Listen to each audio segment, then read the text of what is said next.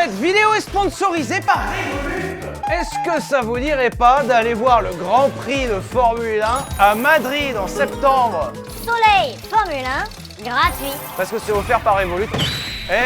On est peinard, hein? Revolut est l'application bancaire la plus téléchargée en France. Avec le lien en description, vous pouvez ouvrir un compte gratuit en seulement quelques minutes. Parce qu'en ce moment, pour toute ouverture de compte chez Revolut, en plus des 20 € offerts, vous gagnez une chance de remporter des places au Grand Prix de Madrid. Parce que vous êtes peut-être pas au courant, mais Revolut est partenaire officiel de la Audi Revolut F1 Team. Tellement ils sont partenaires, c'est marqué dans le nom. C'est-à-dire qu'en premier Audi et derrière Revolut. Avec Revolut, pas de frais sur les retraits, paiement à l'étranger et accès à des taux de change ultra compétitifs. Avec Revolut, vous pouvez avoir les cartes standards gratuites ou bien la carte métal personnalisée. Et en prenant la carte métal, vous avez également des services inclus. Duolingo, Uber One ou même Tinder. Salut, ça va ou pas? Alors il faut aussi des comptes joints. Donc d'abord Tinder, ensuite le compte joint. Et ensuite tu fermes quand tu t'entends plus, en quelques clics. Et puis tu recommences. Je vous rappelle également qu'un compte Revolut s'ouvre en seulement quelques clics, c'est gratuit et sans engagement. Et ça se ferme en quelques clics aussi, ça s'ouvre et ça se ferme. C'est une boîte. Ça s'ouvre, ça se ferme, ça s'ouvre, ça se ferme. C'est facile, c'est quelques clics à l'aller au retour, c'est simple. Et si vous lancez votre entreprise, Revolut propose aussi la solution Revolut Business. Un compte pro pour les indépendants, startups et PME. Merci à Revolut pour leur soutien et bonne vidéo! Il y a un truc qui a changé dans le studio depuis la dernière fois, c'est qu'il manque le pneu de Formule 1. Il est sur un Twizy maintenant. Oui, c'était pour le 31, cherchez pas. Si vous commencez à chercher tout ce qui est logique sur cette chaîne, on s'en sortira pas. Faut savoir abandonner, faut savoir avancer. Ce pneu de Formule 1 est parti sur un Renault Twizy. Est-ce que j'ai besoin de me justifier? Non. En fait, je suis en train de chercher l'intro la plus nulle de cet épisode. Et là, j'étais en train de me dire, est-ce qu'on dirait pas un truc du genre, vous avez déjà transporté 7 personnes dans une voiture? Là, faut mettre la musique podcast, hein, sinon ça marche pas. Hein. Je sais que la question de base est merdique, mais attends une seconde, j'y arrive. Vous avez le choix avec des vannes, des SUV, des monospaces, des ludospaces, genre transporter 7 personnes aujourd'hui n'a rien de fou. Typiquement, il y a quelques années, transporter 7 personnes dans une voiture, c'était parfois quelque chose de rare. Alors, on a trouvé des alternatives. Et parmi ces alternatives, vous trouviez par exemple le monospace, qui est une sorte de merde. C'est pratique, ça a plein d'avantages, c'est très agréable avec ses surfaces vitrées, c'est abominable. Je n'ai pas d'enfant, je n'ai pas prévu d'en faire. Pourquoi? Je ne veux pas rouler en monospace. Et aujourd'hui dans ce VTech, on va s'intéresser à une mode un peu particulière. C'est la mode des monospaces sportifs.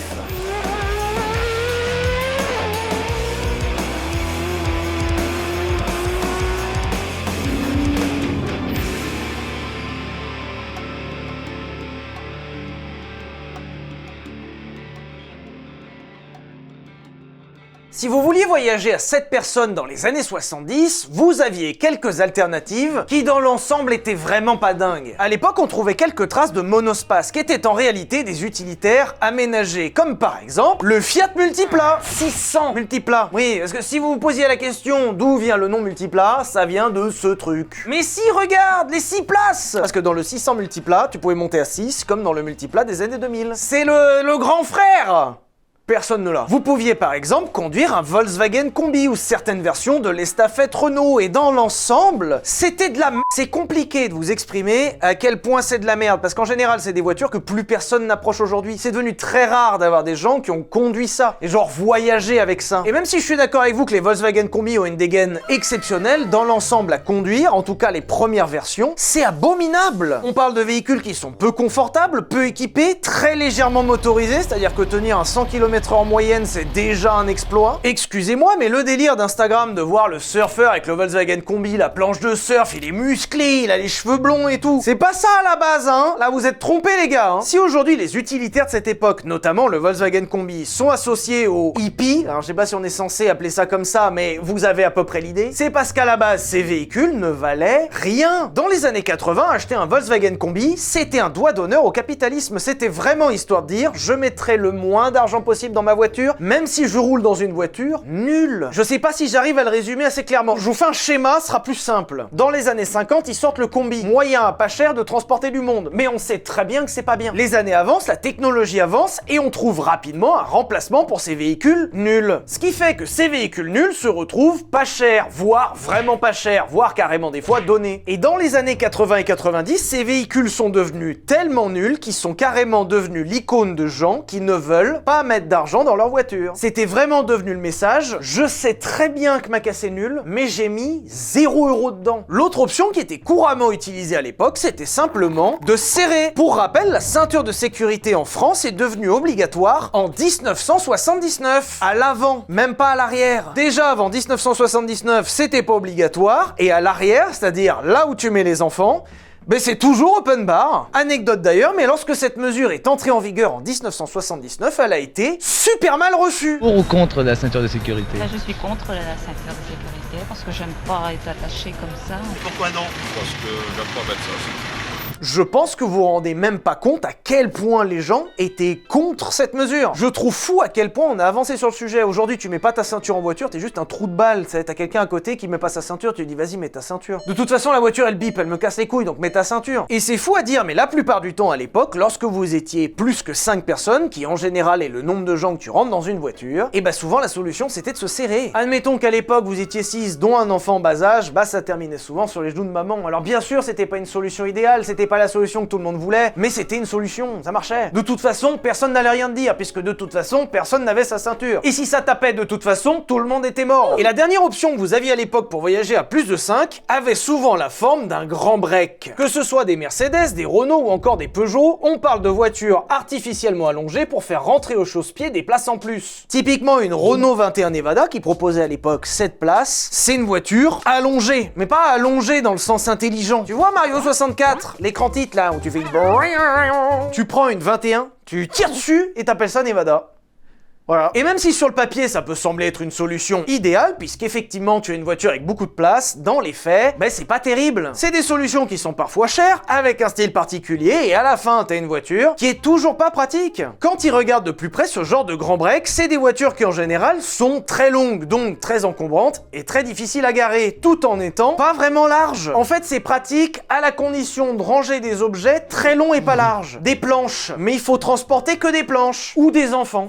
Mais pas grand, quand même. Et toutes les solutions que je viens de vous citer ont pour point commun d'être pas top. C'est soit dangereux, illégal, pas pratique, pas confortable, et parfois même c'est tout ensemble. C'est vraiment nul. C'est là, c'est utilisable, mais c'est nul. Quand tu regardes la liste des trucs qui étaient les plus vendus dans les années 70 et 80, c'est rare d'avoir un truc qui dépasse les 4 mètres de long. La voiture typique des années 70, c'est une voiture petite. Et à l'époque, c'était juste normal, puisque ça servait à rien de faire des grosses voitures. C'est gros, ça consomme, c'est encombrant, et c'est même pas plus pratique. Ce qui fait que l'expérience moyenne de l'utilisateur de voiture dans les années 70, c'est en général un truc serré et pas très confortable. Et à cette époque-là, le vrai luxe, ça serait d'avoir de l'espace. Et pour connaître les origines du monospace, il faut revenir en 1978, en France. C'est nous. Enfin, pas tout à fait, mais c'est presque nous. On a inventé le sifflard, le pif, le clacos et le monospace.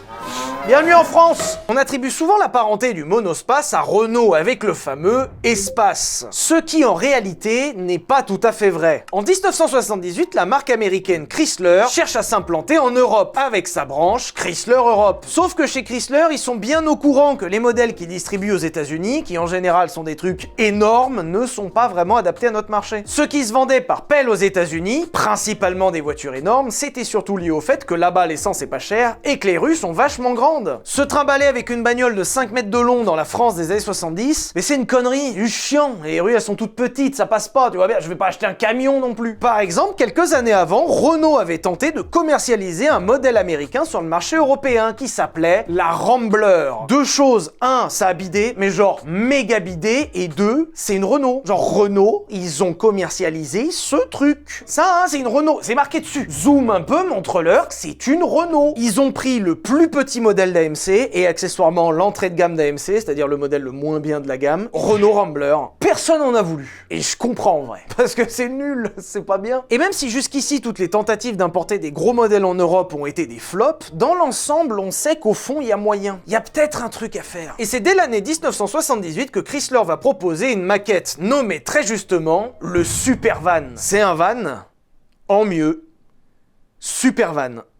J'ai pas plus clair comme nom. Jusqu'ici c'était très simple, à partir de maintenant c'est un peu plus complexe. La branche européenne de Chrysler, nommée Chrysler Europe, est en réalité un ensemble de plusieurs marques, dont en France la marque Simca, qui est morte. La marque française Simca apprend par la branche anglaise de Chrysler Europe qui travaille sur un nouveau concept, c'est-à-dire le Supervan. Sauf que Simca est également actionnaire chez Matra, qui fabrique des véhicules un peu particuliers en France. Sauf qu'en 78, Peugeot absorbe Chrysler Europe. Donc Simca, donc une partie de Matra. Sauf que chez Matra, faut bien qu'ils s'occupent, et maintenant qu'ils sont liés à un gros constructeur, ils se disent peut-être qu'il y a un coup à jouer avec un concept innovant. Et c'est comme ça que Matra va sortir sa propre interprétation du Supervan, le Matra P17. En gros, ils ont mixé le Supervan avec un truc qui était un peu à la mode en France à cette époque-là, c'est-à-dire le TGV. Et sur le papier, le concept P17 est super, parce qu'avant tout, le P17, c'est un concept incroyablement malin. Plancher plat modulable, monovolume bien plus pratique qu'un break, beaucoup d'espace, beaucoup de lumière, et à l'époque, proposer tout ça dans une voiture, c'est révolutionnaire. Et ce projet P17, fabriqué par Matra, va être présenté à Peugeot, qui est dans la merde, mais genre la giga merde. Parce que le rachat de Chrysler Europe par Peugeot, un peu forcé par le gouvernement, va créer beaucoup de remous. Et surtout une situation financière vraiment délicate. Et vu que Peugeot à cette époque-là était plutôt occupé à organiser leur survie, ils vont refuser le projet P17 et vendre leur part dans Matra. Double mauvaise nouvelle. Une mauvaise c'était déjà bien, deux d'un coup ça fait beaucoup. Et vu que Matra et Peugeot sont du coup plus du tout liés puisque Peugeot vient de les revendre, ils vont aller taper à la porte du concurrent principal, Renault. Et vous connaissez l'histoire, Renault va accepter le projet. Renault qui vient d'accueillir le concept P17 à bras ouverts, va le faire évoluer jusqu'au concept P23 qui sera présenté en 1982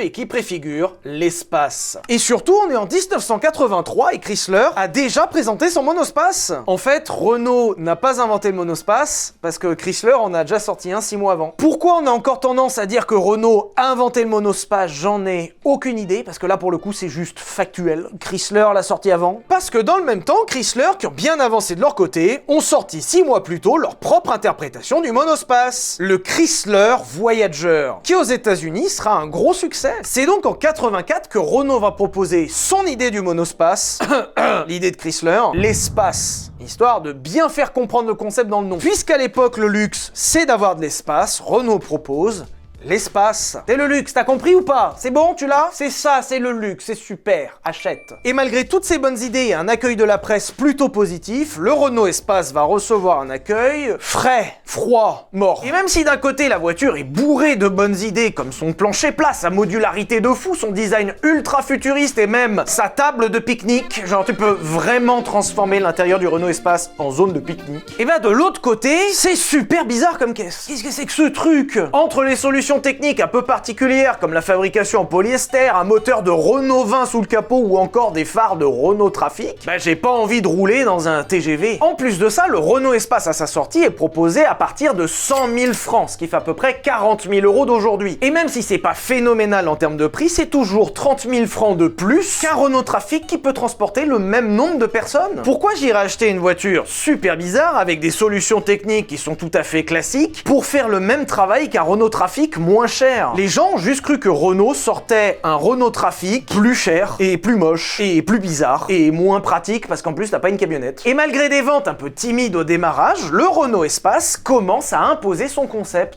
Parce que c'est la première fois que tu peux partir en vacances en famille dans de telles conditions. La voiture est confortable, pratique, silencieuse, agréable à vivre et c'est la première fois qu'on peut voyager à 7 correctement. Pendant les premières années de commercialisation du Renault Espace, il va rester quasiment seul sur le marché européen, ce qui va expliquer ses bons scores. Puisque mine de rien, le Renault Espace en 7 ans de commercialisation va se vendre à quasiment 200 000 exemplaires. Ce qui est déjà pas si mal pour un véhicule expérimental, et le truc incongru à propos des ventes de l'Espace, c'est qu'elles sont croissantes. En général, quand vous vendez une voiture, vous avez un pic au début et ensuite ça s'atténue tranquillement jusqu'à la fin, parfois relancé si tu restyles la voiture. Là, les ventes ne font qu'augmenter. Chaque année de commercialisation de l'Espace, il se vend de plus en plus, ce qui est ultra encourageant. Encore plus encourageant, mais en parallèle aux États-Unis, le Chrysler Voyager rencontre lui aussi un grand succès. Ce qui se comprend un peu plus, parce que contrairement au Renault Espace, le Chrysler Voyager reprend des codes qui étaient déjà en vogue aux États-Unis. Les chromes partout, les panneaux en bois, l'intérieur en velours, une taille qu'on connaît déjà. Dans l'ensemble, la clientèle n'est pas dépaysée, ce qui va justifier les 400 000 exemplaires vendus la première année.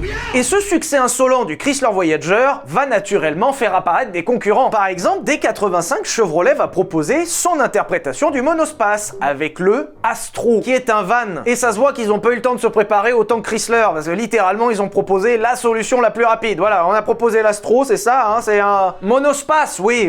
Ou encore en 86 avec le Ford Aerostar. Il faudra seulement quelques années pour voir apparaître une nuée de concurrents au Chrysler Voyager. Mais s'il fallait n'en retenir qu'un, mon préféré, celui que je trouve merveilleux, le Pontiac Transport. Je l'aime. Je suis fan qu'un constructeur automobile aussi vénérable que Pontiac, parce que pour rappel à l'époque, Pontiac c'était les vieux, hein, sorte le Transport. Déjà on passera sur le nom du véhicule qui est exceptionnel, franchement ce jeu de mots, je crois que je m'en remettrai jamais. Trans dans la gamme Pontiac de l'époque, ça détermine les modèles les plus sportifs sur cet engin. Mais quand tu le couples avec port pour faire transport, cinéma, et en plus quand ça a cette gueule là, mine de rien, le Pontiac Transport avec sa gueule futuriste incroyable était bourré de bonnes idées. Déjà on y trouve une porte coulissante électrique, ce qui est la première fois dans l'histoire de l'automobile. Ah non mais je vous dis c'est une dinguerie. Et même un siège enfant intégré dans le siège. Je nuance quand même, tout n'est pas forcément une bonne idée, puisque le Pontiac Transport aux États-Unis était connu pour couper la tête. Littéralement. En fait, à cause de la forme futuriste qu'ils ont donnée au Pontiac Transport, les portières avant étaient connues pour scalper les gens. À tel point qu'ils ont mis un sticker pour avertir de faire gaffe avec la porte, parce que tu peux te cogner dedans et te faire super mal. Comme les Viper. J'adore le concept de tout donner pour que cette voiture ait cette forme et cette gueule, et se rendre compte qu'à la fin, la portière peut te scalper. Mais c'est trop tard.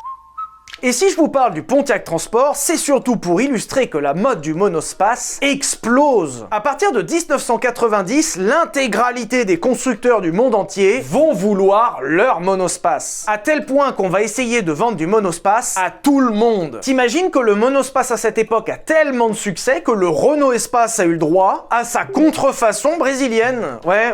Ah bah c'est pas compliqué, ils ont pris un Renault Espace, ils l'ont copié, ils l'ont commercialisé là-bas. Et ils ont tellement voulu en vendre à tout le monde qu'on a vu apparaître le De La Chapelle Parcours. Ça existe. Ce truc a existé. Je serais prêt à mettre un montant débile pour avoir ça. À l'époque, De La Chapelle, c'est un fabricant de répliques de Bugatti d'avant-guerre. Et d'ailleurs, anecdote, c'est une marque qui existe toujours. Pour ma part, j'en ai croisé une, ce qui je crois est déjà pas mal, et sur le papier l'idée est exceptionnelle. Alors faut se projeter un peu quand même, on est un peu loin de ce qu'ils ont l'habitude de faire, mais vous allez voir, c'est pas si bête. Dans les années 90, les grands directeurs d'entreprise en général se baladaient dans des grandes berlines allemandes, genre une Mercedes classe S, ce qui est étonnamment pas confortable. On parle de voitures qui sont basses, étonnamment exiguës, les coffres sont tout petits, tu peux même pas mettre tant de bagages que ça, et quand t'as 80 ans, bah c'est pas top. À l'époque, la vision du luxe c'est d'avoir des trucs très grands, très lumineux, tu vois, l'open space, le Concorde, voilà, ça c'est bien ça. Le TGV. Et c'est fou à dire, mais sur des longues distances, tu vas voyager plus confortablement dans un TGV que dans une berline allemande. Sauf que c'est pas chic le TGV, parce que tu dois le partager avec les pauvres. Non, puis en plus, il part pas à l'heure que tu veux, t'es obligé de t'adapter au train. C'est pas le train qui s'adapte à toi. Quand t'es milliardaire en francs, c'est pas bien ça. Tu peux pas téléphoner, y a des gamins, le truc est tout le temps en retard, c'est pas chic ça. Et le vrai luxe à l'époque, ce serait d'avoir son TGV personnel. De La Chapelle Parcours. Du confort, du luxe, un aspect statutaire, et en plus c'est pratique. Et je suis choqué quand je vous dis ça, mais le Parcours est une super idée. Genre c'est la première fois qu'on propose un monospace à des gens riches. C'est la première fois qu'on propose un monospace en alternative à des grandes berlines allemandes. Avec cette proposition un peu incongrue, le Parcours propose le meilleur. Motorisation V8 ou V12, transmission intégrale, suspension pneumatique, double vitrage intégral, téléphone et même la télévision. Le De La Chapelle Parcours a proposé un TGV personnel en mieux. Et si vous n'avez jamais vu un De La Chapelle Parcours, rassurez-vous, c'est normal, il y en a eu 3. dont une maquette sans moteur. Le parcours sera pas le seul à tenter la proposition du monospace de luxe avec quelques années plus tard le Hobbycar Passport, qui est une sorte de la Chapelle parcours, mais en plus malin, plus pratique et un poil plus modeste. Parce que V12 quand même dans un monospace, bon. Et si vous n'en avez jamais vu, rassurez-vous, c'est encore une fois normal puisqu'il n'a jamais passé le stade de la production. Jamais. Il y a eu un proto et c'est fini. Autant les portes à l'avant qui s'ouvrent comme ça, c'est super. Franchement, j'adore l'idée. Le problème, c'est qu'à mettre au point et à sortir de façon rentable, c'est impossible. Pour vous dire à quel point c'était une connerie, le développement du Hobbycar Passport a coûté tellement cher qu'ils sont morts avant que ça sorte. Mais le roi des monospaces sportifs, celui dont il fallait parler, encore plus que cette coupe de cheveux qui est un peu ratée d'ailleurs. Le mec est arrivé avec un sabot de tondeuse un peu violent. Je suis pas fan, et en plus il fait vachement plus chaud que la dernière fois, donc je suis en short. Espace F1, oui. Je vous en ai déjà parlé pas mal de fois, mais pour célébrer ses victoires en Formule 1, Renault en 94 va modifier son Espace 2 qui était alors top des ventes pour le mixer avec une Formule 1 V10. 3,5 litres, quasiment 800 chevaux. Ai-je besoin de préciser quoi que ce soit? Ce que je trouve merveilleux, voire magique avec l'espace F1, c'est que peu importe que tu aimes la caisse ou pas, peu importe que tu aies le moindre intérêt dans ce truc, tu vois ça, tu souris. Un truc dans le monde, dans la vie, dans l'existence, qui, une fois juste vu, fait sourire. Et me dites pas un bébé, parce que moi ça me fait pas sourire un bébé. Un bébé chat, peut-être. On peut dire ce qu'on veut quand même, mais l'espace F1, à mon sens, reste le monospace sportif ultime qui ait jamais existé. En parlant de l'espace F1, j'en profite pour extrapoler un peu, mais c'était pas du tout la première fois qu'on voyait un projet aussi fou. Même si l'espace F1 sur le papier peut sembler complètement incongru rapport au fait qu'il y a un V10 de Formule 1, je rappelle à l'intérieur d'un monospace, Ford l'avait déjà fait avant. Laissez-moi vous présenter le Transit Supervan. C'est pour ça que je vous disais que j'extrapole un peu, c'est plutôt un van qu'un monospace. V8 de GT40 derrière. Je ne sais pas quoi vous dire d'autre à part le fait qu'il a existé un Transit V8. Et le pire dans cette histoire, c'est que le Transit Supervan, ils l'ont pas fait une fois. Le Transit Supervan, après avoir traversé plusieurs générations et être devenu de plus en plus puissant au fil des années, existe encore aujourd'hui en version électrique. Pour coller à l'actualité, le Transit Supervan, qui auparavant existait en version V8, a été transformé en version électrique, qui fait aujourd'hui 2000 chevaux. Et un chrono au NURB équivalent à celui d'une AMG One. Évidemment, vous me connaissez, j'aurais préféré qu'il garde un V8. 6 minutes 48 au NURB, dans un van.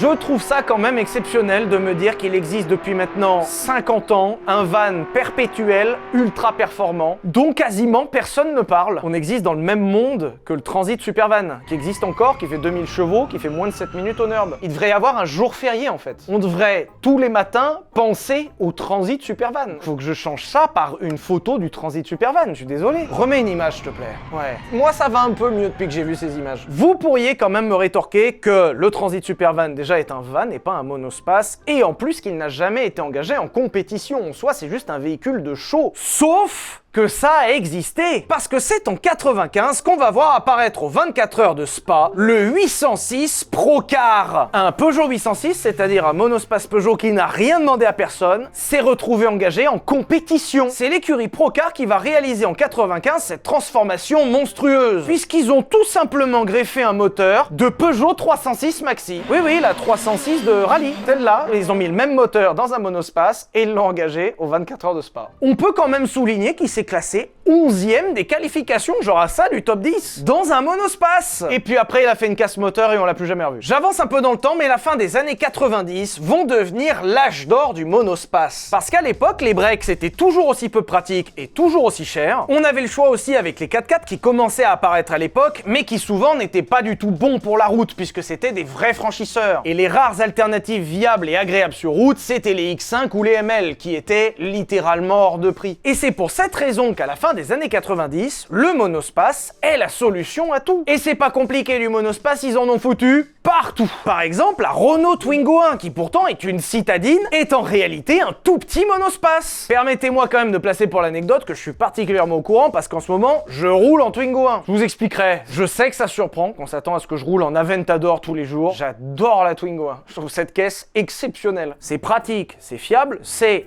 étonnamment performant pour ce que c'est. Alors faut pas avoir des critères trop élevés, certes, mais je trouve que ça marche pas si mal. Et sa réponse à tout. La voiture, elle est prête à toutes les situations. On parle quand même d'une voiture qui fait la taille d'une chaussure en 42 et qui rentre à l'intérieur 1 1 mètre cube. Quand tu rabats la banquette et que tu l'avances, parce que oui, la banquette est coulissante, encore une bonne idée de la Twingo, tu peux mettre 1 mètre cube, comme un utilitaire. Et toutes ces qualités, la Twingo 1 le doit à sa forme de monospace. Quand tu regardes bien une Twingo 1, c'est un monospace. Après, ça a quand même la dégaine d'un dragibus. Il y a un moment, une Twingo 1, c'est un dragibus qui roule. C'est une véranda roulante, le bordel. Renault n'a peut-être pas signé le plus beau design de l'histoire de l'automobile, mais peut-être l'un des plus pratiques. Quelques années après, en 97, Mercedes va emboîter le pas avec le premier mini-space, la Mercedes classe A. Voiture qui est connue pour 2 raisons. Déjà, c'est le premier mini-space de l'histoire, puisqu'avant le terme n'existait pas, et elle est connue pour se retourner. À l'époque, le lancement de la classe A W168 sera un scandale, parce qu'en 97, des journalistes suédois vont soumettre la voiture au test de l'élan. L'élan, l'animal, tu sais, le grand cerf géant là, parce qu'on a l'impression que c'est le test de l'élan, genre oh t'es sur l'élan. Non, c'est le test de l'élan, l'animal. En fait, le concept du test, c'est de devoir esquiver un élan qui surgirait à la dernière seconde, d'où le terme test de l'élan. Et en soumettant la voiture à ce test, elle va se retourner. Scandale dans la presse, panique absolue chez Mercedes, qui à l'époque était pas du tout habitué à voir ce genre de truc. À l'époque, je vous rappelle que les Mercedes c'était des voitures de vieux. Surtout pas dépasser de la ligne. Là, il y a une voiture qui s'est retournée. Et après un communiqué de presse maladroit qui va essayer d'incriminer les essayeurs, puis les pneus, Mercedes va finalement cesser la production pour trouver une solution en urgence. Et la solution trouvée va être assez étonnante, puisqu'ils vont généraliser sur la Mercedes classe A l'ESP,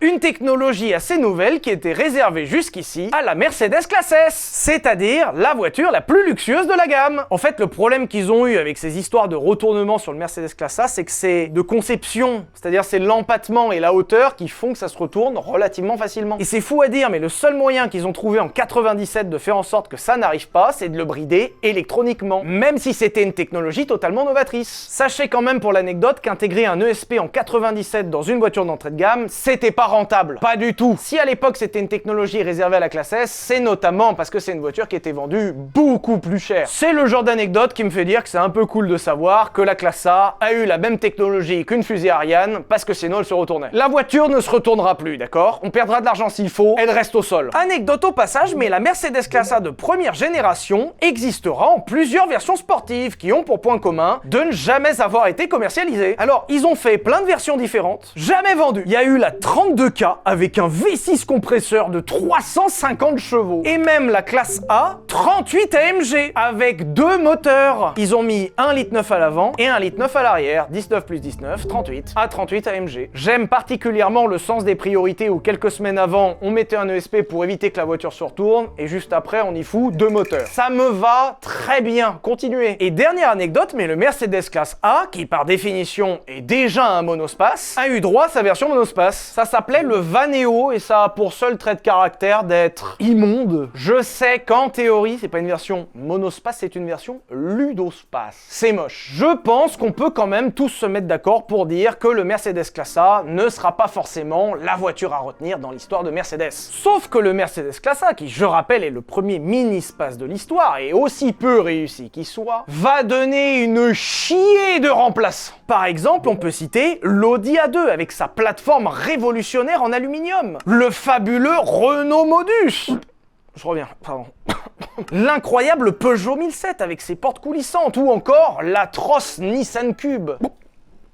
Et encore, c'est seulement sur les gammes les plus petites, parce que sur les gammes supérieures, ça va être la foire à la saucisse. Évidemment, comment ne pas citer l'incroyable Multipla avec ses 6 places, et surtout sa pub avec Michael Schumacher, et je sais que j'en ai déjà parlé 1000 fois sur cette chaîne, ça fera 1001 fois. Schumacher a fait la pub du Multipla. Anecdote, mais le Multipla ne sera pas le seul monospace à avoir 6 places, puisqu'Honda, quelques années plus tard, sortira le FR-V, avec également 3 places à l'avant, et un design potable cette fois-ci. Faut le souligner quand même. Aux États-Unis, c'est Pontiac qui va tenter de marier le SUV avec le monospace grâce au bien connu Pontiac Aztek. Drôle de merde, affreusement moche et pourtant bourré d'idées, par exemple avec une glacière intégrée ou encore une toile de tente à l'arrière. Pendant ce temps, en France, Renault, qui était déjà habitué à lancer des nouveautés, se dit qu'il y a une place à prendre en dessous de l'espace. Parce que soyons honnêtes, le Renault Espace, ça reste quand même un gros véhicule plutôt cher. Et ça va donner le bien connu Renault Scénic, best-seller absolu qui à l'époque était distingué de l'espace par son nom, Mégane Scénic. Scénic. C'était pour sous-entendre à l'époque que le Scénic était bien une version monospace de la Mégane. Tu vois, c'est la taille de la Mégane et non pas la taille de l'espace. C'est pas forcément le moyen que j'aurais employé. Je trouve pas ça forcément plus clair, mais ça a marché. Et si je vous parle du Renault Scénic, c'est principalement pour souligner le Scénic RX4. On n'en parle pas souvent du Scénic RX4 et pourtant il existait une version 4 roues motrices du Scénic avec une gueule incroyable, avec la roue de secours derrière en sac à dos, incroyable. Alors je précise quand même que 4x4, faut le dire vite, c'est plutôt à voir comme une traction plus, c'est-à-dire que si à l'avant ça perd de l'adhérence, de temps en temps t'as l'arrière qui pousse. Calmons-nous, ça reste un Scénic. On a oublié qu'il y a un Scénic qui a existé avec un kit carrosserie de zinzin. Pourquoi rouler en Lamborghini Urus quand tu peux rouler en Scénic RX4? Et c'est à ce moment de l'histoire que Renault va avoir une idée. On est au début des années 2000 et actuellement toutes les idées qu'a eu Renault se sont révélées être des succès. Malgré un lancement un peu frais, le Renault Espace s'est révélé être un succès, confirmé tout de suite derrière par la Twingo et encore derrière par le Renault Scénic. À chaque fois que Renault applique la formule monospace à un truc qui existe, c'est un succès et il compte pas s'arrêter là. Le Renault Scénic est adapté aux jeunes familles, ceux qui commencent à accéder à un véhicule spacieux, suivi juste derrière du Renault Espace pour les familles un peu plus aisées ou un peu plus nombreuses. Et après cette réflexion, Renault n'a plus d'idée. Une fois que tu as atteint dans la gamme le Renault Espace, qui à l'époque était l'un des véhicules les plus spacieux, les plus chers de la gamme, et bah ils ont plus rien à proposer. Et la solution qu'a trouvé Renault à cette réflexion,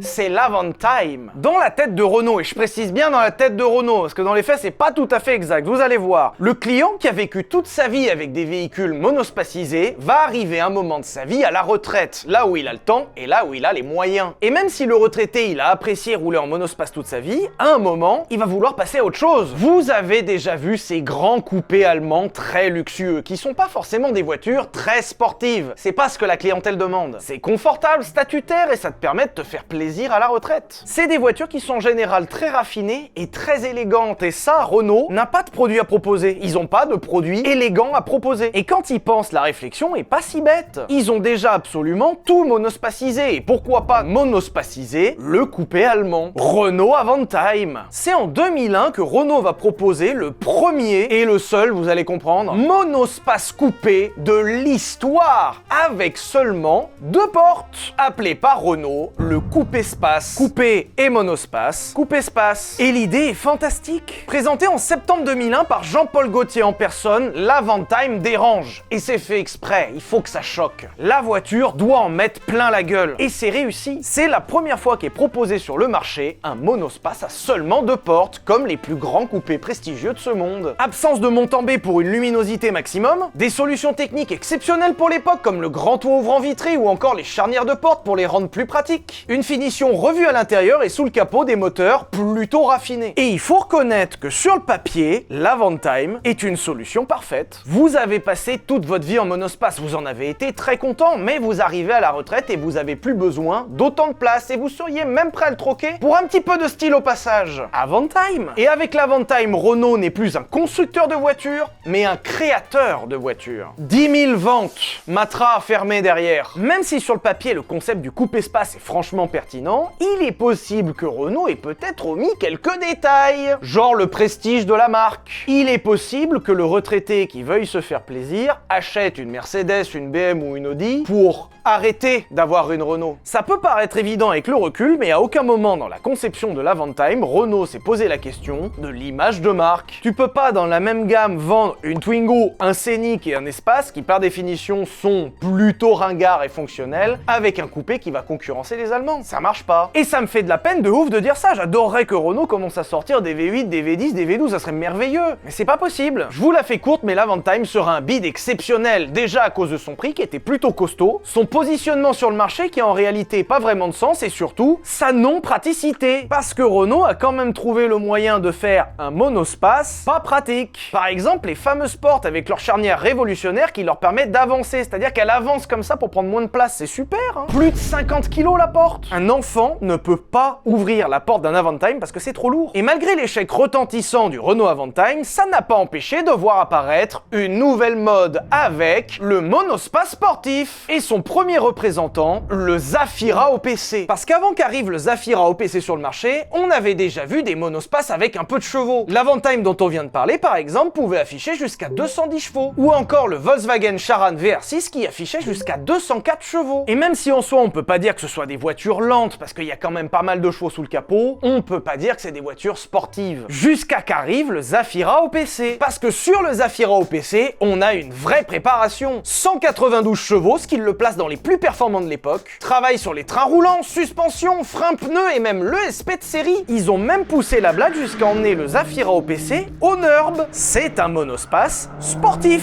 Et c'est nouveau. Il est possible qu'aujourd'hui ça vous surprenne pas forcément, voire que vous en ayez rien à foutre. À l'époque, les journalistes étaient ravis. Il offre un plaisir de conduite que l'on imaginait impossible sur un monospace. Avec ça, les enfants ne seront plus jamais en retard à l'école le matin. On parle quand même d'une variante sportive, d'un véhicule qui à la base n'est pas sportif et qui va dépasser les 10 000 unités. Et c'est fort de ce succès qu'on va commencer à voir apparaître une vraie gamme de monospaces sportifs. Par exemple, on peut citer Ford qui propose en 2006 le S-Max. Ford S-Max qui va pousser le concept encore plus loin puisque c'est littéralement un dérivé du Galaxy sportif.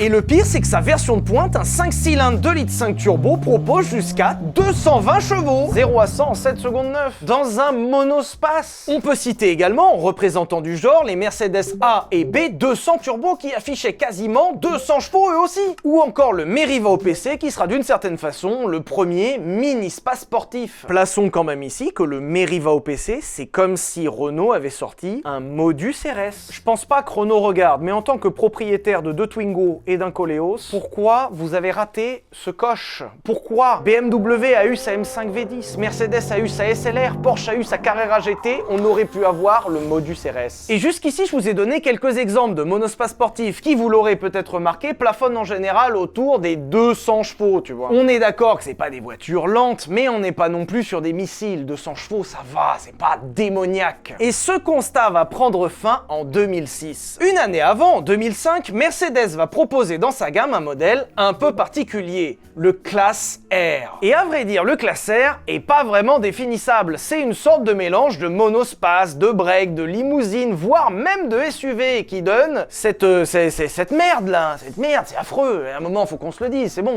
Et effectivement, la réception du Classe R sur le marché va être plutôt fraîche. Parce qu'en voulant s'adresser à tout le monde, finalement, le Classe R s'adresse à personne. La voiture est chère, la voiture est moche, la voiture est lourde, la voiture est grande, la voiture est même pas forcément pratique à un moment. Et alors que tu pourrais te dire que ça sert à rien d'insister, que de toute façon, le concept de base est mauvais. Pas chez Mercedes. Ah non! Pour relancer les ventes seulement un an après la sortie, Mercedes va avoir l'idée un peu bizarre d'en sortir une version AMG de 510 chevaux. Et là, on va arriver à une sorte d'éclipse solaire de l'automobile. Alors attention, tenez-vous bien, c'est incroyable ce qui s'est passé. D'un côté, on a la mode des monospaces, qui est à la fois à son prime, mais qui commence à être sur le déclin. Et de l'autre côté, la mode du AMG, qui commence à se combiner avec absolument tous les modèles de Mercedes, et paf, R63. Et vous ajoutez à cette époque que tout devient AMG dans la gamme Mercedes. Ils ont tout fait AMG. Tout. La C, la E, la SL, la S, la R, le ML, le SLK. Et si vous mixez tous ces éléments ensemble, à un moment chez Mercedes, ils se sont dit que ça serait une super idée de mettre le V8 6 litres 2 dans leur monospace. Et on est dans la timeline où ça a existé. C'est incroyable. Messieurs, dames, voici le R63 AMG.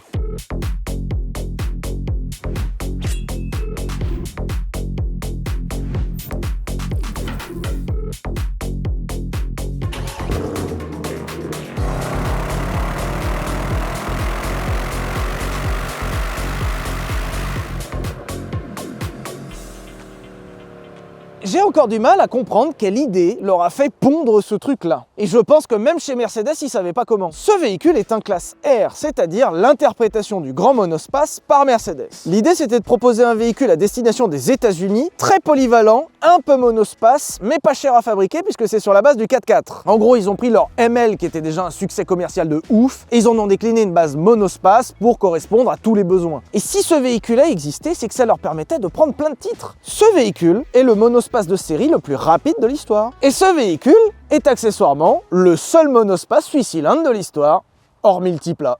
Si vous voulez la preuve que c'était un outil de communication, voici le livret de bord du Mercedes Classe R, dans lequel on apprend d'abord que c'est pas le Classe R, mais la Classe R, mais surtout que plusieurs pages sont dédiées à la version 63, alors que je le rappelle, il a été vendu à peine plus de 250 exemplaires. Animé par le nouveau moteur V8 AMG de 6 litres 3, Première phrase, il y a une faute, c'est un 6 litres 2. Le R63 MG délivre une puissance de 510 chevaux et un couple maxi de 630 Nm de couple. Ainsi armé, la classe R exécute le sprint de 0 à 100 en 5 secondes, ce qui est quand même incroyable quand on sait que ça fait 2,5 tonnes. Le sport auto ne nous avait pas habitués à un tel luxe. Bah non, voilà. Le poste de conduite intègre également des inserts décoratifs en aluminium noir.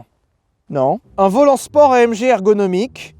Non. Ainsi qu'un combiné d'instruments AMG avec un menu principal AMG et chronomètre de course Race Timer. C'était pas nécessaire. Comme sur les véhicules de course, accrochez-vous bien à vos slips parce que c'est vraiment marqué ça. Hein. Ce dernier vous fournit par exemple des informations sur la température de l'huile moteur ou le rapport enclenché. C'est-à-dire qu'un Dacia Duster est un véhicule de course selon cette définition, mais c'est d'accord. Vous goûtez ainsi les sensations de conduite des pilotes de Formule 1. Ah, ils avaient pas honte, hein. Ensuite, la page d'après s'appelle La force du style. Plus de 40 équipements pour un seul objectif, votre bien-être. Ils sont tous en option. Je sais pas ce qui est le pire entre ce carnet de bord qui est un peu trop optimiste et la finition globale du véhicule. Avant de tout évoquer, je vous remets juste un truc, c'est que c'était proposé à partir de 100 000 €.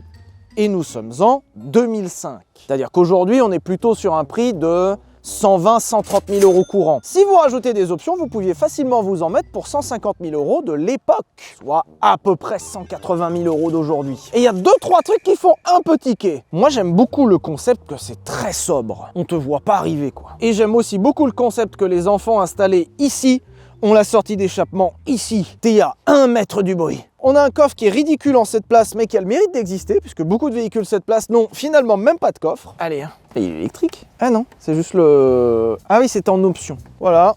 D'un côté, je suis ravi de vous proposer le king des monospaces sportifs. T'imagines qu'il y en a eu un seul en V8, c'est lui, et qu'il est ultra rare. Genre une Ferrari Enzo s'est produit à plus d'exemplaires que ce truc. Mais de l'autre, si vous vouliez un indice pourquoi ça n'a pas vraiment marché, bah c'est un monospace. D'un côté, il est plutôt luxueux, ou en tout cas la présentation, elle flatte l'œil. Genre de loin, c'est super. À 50 mètres, magnifique. Tableau de bord, ça présente bien, t'as une petite barre en aluminium, là t'as un truc qui ressemble à du carbone, et puis tu t'approches. Le cuir de loin a l'air super, et puis de près, tu te rends compte que la qualité est assez relative. De loin, tu te rends compte que le siège a des réglages de fou. Et de près, tu te rends compte que c'est honteux de me l'avoir collé sur cette merde. De loin, tu pensais que c'est du carbone. De près, c'est juste du plastoc avec une imitation dégueulasse Noroto. De loin, tu pensais que c'était du cuir sur le tableau de bord. De près, c'est un plastique moussé qui est assez honteux. Et les boutons. Sur un espace de 30 cm², on a 62 boutons, plus les roulettes. Combien ? 62 boutons. Et les bruits. Après, dans l'absolu, je suis un peu mauvaise langue, puisque déjà, les choses tiennent plutôt bien, et surtout on a de la place. Les passagers derrière moi sont merveilleusement installés. Après, de toute façon, je vous tiens la jambe sur un classe R qui est pas très intéressant par lui-même, si ce n'est ce qu'il y a sous le capot. Et on est venu là pour ça. Hein. Là, ça va mieux. J'ai repris des couleurs, là. Là, jusque-là, j'étais... Et puis là, j'ai dit, ah, le seul monospace 8 cylindres de série de l'histoire. 1, je suis ravi que ça existe. 2, jamais j'achèterais. De toute façon, je crois que je suis pas le seul puisqu'ils en ont pas vendu. Mais surtout, putain, je suis ravi que ça existe. Sous ce capot, on retrouve le premier bloc fabriqué purement par AMG. Puisque, rappelez-vous, AMG à la base était un préparateur qui prenait des bases de moteurs existants, puis les transformait en AMG. Donc c'était des améliorations. Avec ce bloc 6 litres 2 atmosphérique, c'est la première fois qu'AMG crée de toutes pièces un moteur. Et c'est la première fois qu'AMG s'intéresse à un monospace. Spoiler, c'est aussi la dernière fois, mais bon. Ce moteur a été classé plusieurs années de suite meilleur moteur de l'industrie automobile. Excusez-nous. Et la voiture qui lui a repris le titre, c'est la 458 Italia. Disons que c'est dans un club assez fermé, c'est un peu cool. Malgré ce qui est marqué sur les ailes, ce moteur fait 6 litres de cylindrée et développe ici 510 chevaux, ce qui en est une version plutôt petite, puisque ce moteur a finalement dans certains capots développé jusqu'à 600 chevaux. Et ce qui fait la particularité de ce moteur aussi, c'est qu'il n'a aucune assistance. Atmo, ça respire l'air tout seul, il n'y a pas de turbo, il n'y a pas de compresseur, c'est naturel. Et je pense que le mieux à faire encore, c'est de vous montrer.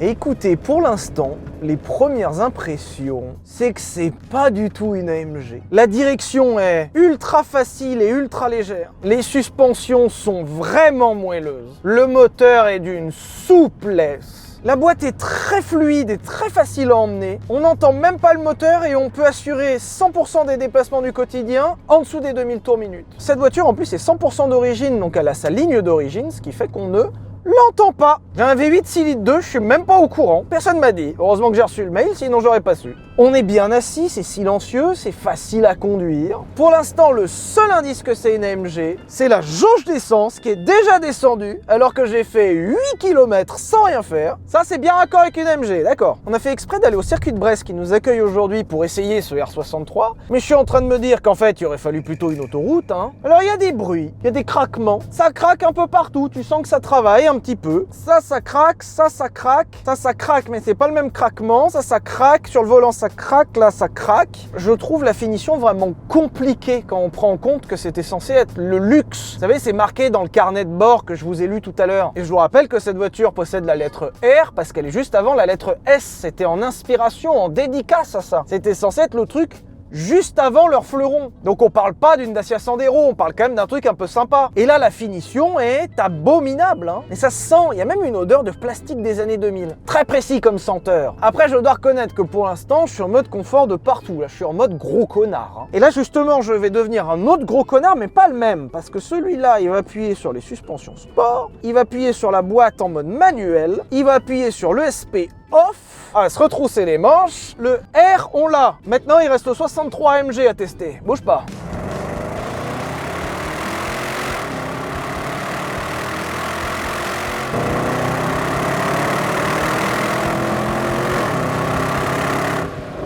Oh, c'est un peu marrant quand même. Ça inspire pas la peur, ça inspire pas le respect, ça inspire la blague. C'est une immense blague, mais une blague allemande. Alors, elle fait pas forcément très rire.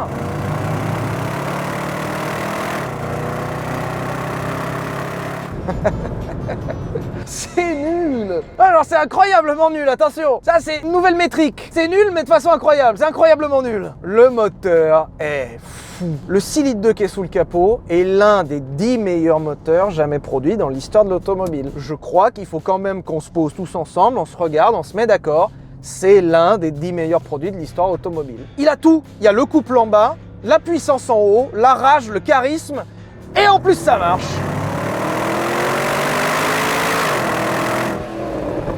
Incroyable. Charisme de l'engin. Et même filtré dans ce gros corps de R63, le bloc est super. Et vous l'avez pas, mais à chaque fois que je rachète, c'est blablabla. Donc je dirais qu'en point positif, 1, le moteur.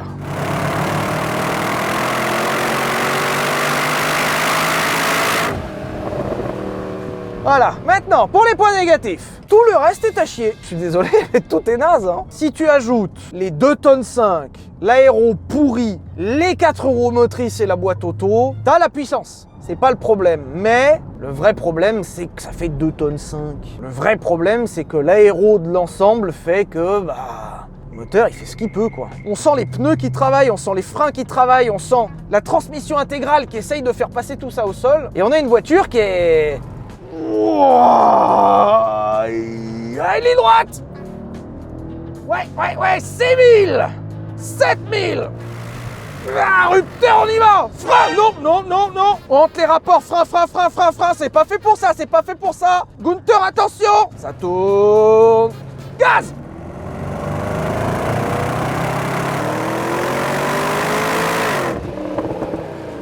La boîte aide pas vraiment, elle est... d'une certaine façon rapide, de l'autre pas non plus la boîte la plus dynamique qu'on ait vue. Toute la classe a 4 sur 20 de moyenne et t'en as un devant qui a 21 sur 20. Par contre, c'est une voyageuse incroyable. Là, je peux t'enquiller 1000 bornes sans aucun problème. Et au premier péage, au premier malandrin, le tonnerre peut tomber du ciel. Et après, il y a un virage, par contre, faut freiner.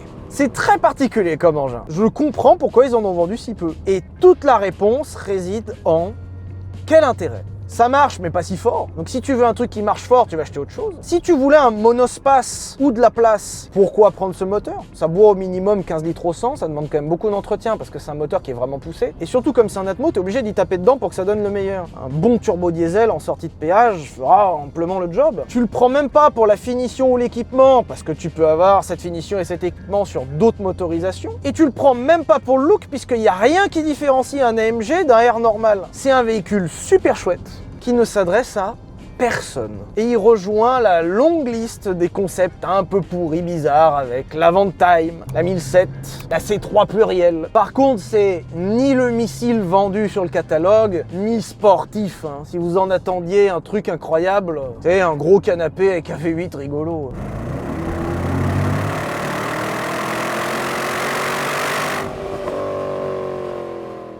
Sachez sincèrement que c'est très perturbant de vous avoir envoyé sur un mini-essai dans le VTech. Je sais pas ce que vous en penserez, on a tenté un truc, vous nous direz si c'est bien ou pas en commentaire. Moi j'ai trouvé ça super à faire dans l'idée. C'est peut-être comme l'Avantime, c'est peut-être que sur le papier que c'est bien, j'en sais rien. Encore aujourd'hui, en 2026, le R63MG reste le monospace produit le plus puissant et le plus rapide ayant jamais existé. Et si je souligne cette phrase, c'est parce que ça nous amène à la question, comment ça se fait qu'en 20 ans ça n'ait pas bougé? Et la réponse est très simple, le monospace est mort. Pour vous donner un ordre d'idée, mais entre 2010 et 2023, les parts de vente de monospaces sur le marché français, en cumulant les petits, les grands monospaces, les minispaces et les combispaces, sont passées de 19,2% du marché en 2010 à 1,5% de marché en 2023. Pire encore, mais la niche du monospace sportif a totalement disparu, parce que le monospace a disparu. Et on peut se poser légitimement la question, qu'est-ce qui s'est passé? Parce qu'à la base, le monospace répondait à un besoin. Ça veut dire quoi? Ça veut dire qu'il n'y a plus le besoin? Et la réponse tient en 3 lettres.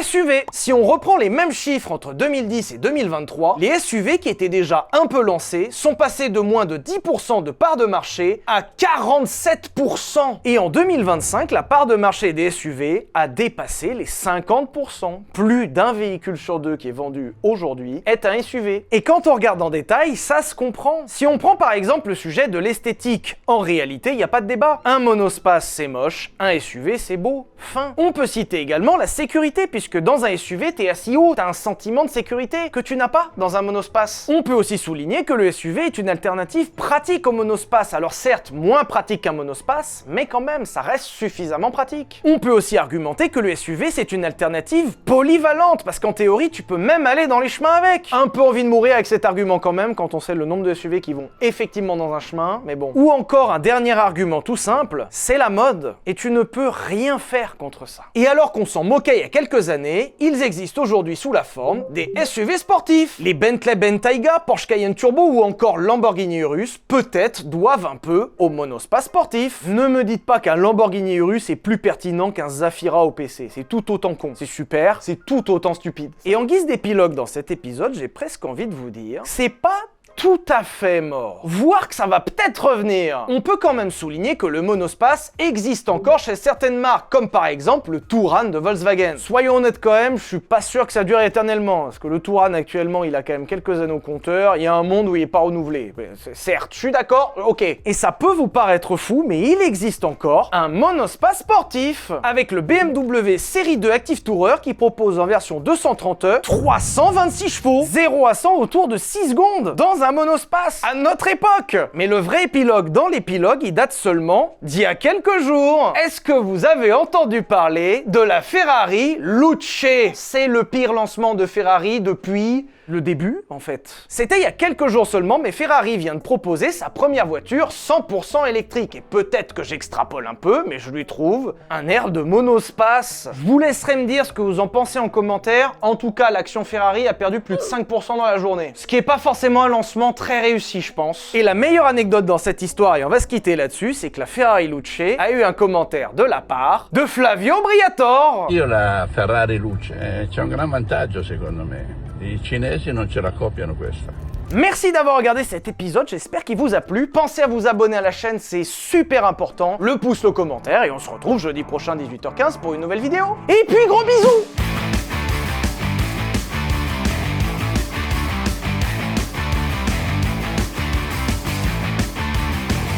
Je n'ai pas d'enfant, je n'ai pas prévu d'en faire. Je ne mérite pas de rouler en monospace. Je n'utiliserai pas mes boules. Je les garde, elles sont pour moi. Vous ne les aurez pas, non. Laissez-moi tranquille.